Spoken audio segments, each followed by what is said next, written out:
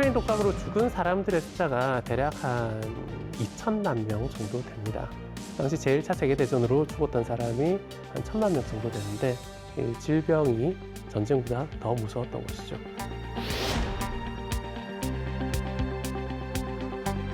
그래서 많은 사람들이 스페인 독감의 원인체를 분리해서 백신을 만들려고 했습니다. 근데 아무리 해도 안 되는 거예요. 아무리 해도. 일단 배양 자체도 안 되고, 배양이 뭐야? 발견 자체도 안 돼요.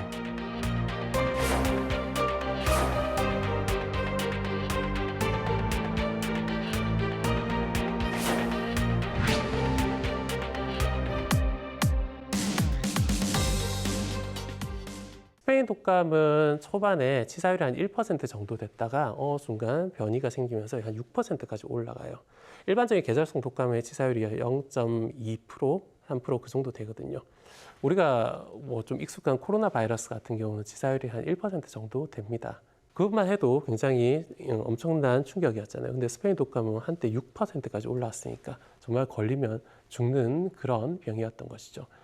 이 스페인 독감이 발발하게 된 시기는 1918년입니다. 하지만 이 스페인 독감이 결정적으로 전 세계에 퍼지게 된 어떤 계기가 있는데 바로 그게 제1차 세계대전입니다. 제1차 세계대전 후반부에 미국은 참전을 결심을 합니다. 그러면서 신병훈련소를 차리고 많은 사람들을 모았어요. 그러면서 군사훈련을 시작을 하죠. 그런데 캔자스에 있던 포트 라일리라고 하는 이 신병훈련소에서 스페인 독감이 굉장히 창궐하게 돼요. 그러면서 많은 사람들이 감염이 되고 3, 4일 만에 죽는 사람들까지 나왔어요. 그러면 이 지역을 어느 정도 규제를 하고 격리를 하고 치료를 해야 될 텐데 그거를 안 했던 거예요. 빨리 이 사람들을 유럽 전선으로 보내기 바빴던 거예요. 스페인 독감을 좀 얕봤다고 볼 수가 있죠. 그러다 보니까 이 환자들이 대략 열흘 만에 유럽 전선으로 퍼져나가게 됩니다. 그러면서 이 스페인 독감이 전 세계로 퍼져나가게 됐다고 지금은 생각을 하고 있습니다. 스페인 독감으로 죽은 사람들의 숫자가 대략 한 2천만 명 정도 됩니다. 당시 제1차 세계대전으로 죽었던 사람이 한 1,000만 명 정도 되는데 이 질병이 전쟁보다 더 무서웠던 것이죠. 그러다 보니까 이게 제1차 세계대전이 종식하게 되는데 스페인 독감이 어느 정도 역할을 했던 것이 아닐까 생각하는 사람들도 있을 정도입니다. 그러면 스페인 독감이 이렇게 창궐하고 1차 대전이 막바지로 접어들던 1918년, 19년에 학자들은 무엇을 하고 있었을까 생각을 해보면은 학자들도 이때는 많은 사람들이 전쟁에 참여했어요. 전쟁에 직접 총 들고 나서는 젊은 과학자들도 있었지만 후방에서 연구를 하는 사람들도 있었거든요. 특히 스페인 독감에 대한 어떤 예방이 가능하다면, 백신이 나온다면 자국 군대한테 줄 수도 있어요.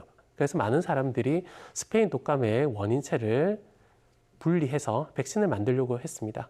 그러면 그전에 30년 전에 러시아 독감을 통해서 독감의 원인, 독감균을 찾아냈다라고 했잖아요. 이때 많은 사람들이 독감균을 찾아가지고 배양을 하려고 했어요. 근데 아무리 해도 안 되는 거예요. 아무리 해도. 일단 배양 자체도 안 되고, 배양이 뭐야? 발견 자체도 안 돼요. 왜 그럴까? 많은 사람들이 이제 파이퍼에게 물어봅니다. 박사님, 안 나오는데요?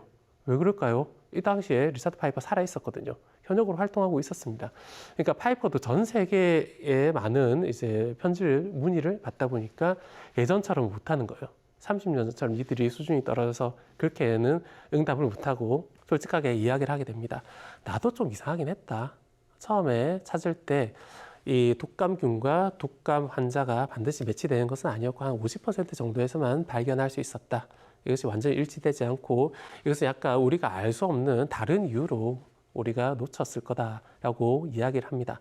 그럼 독감균은 진짜 원인체가 맞을까? 아니에요.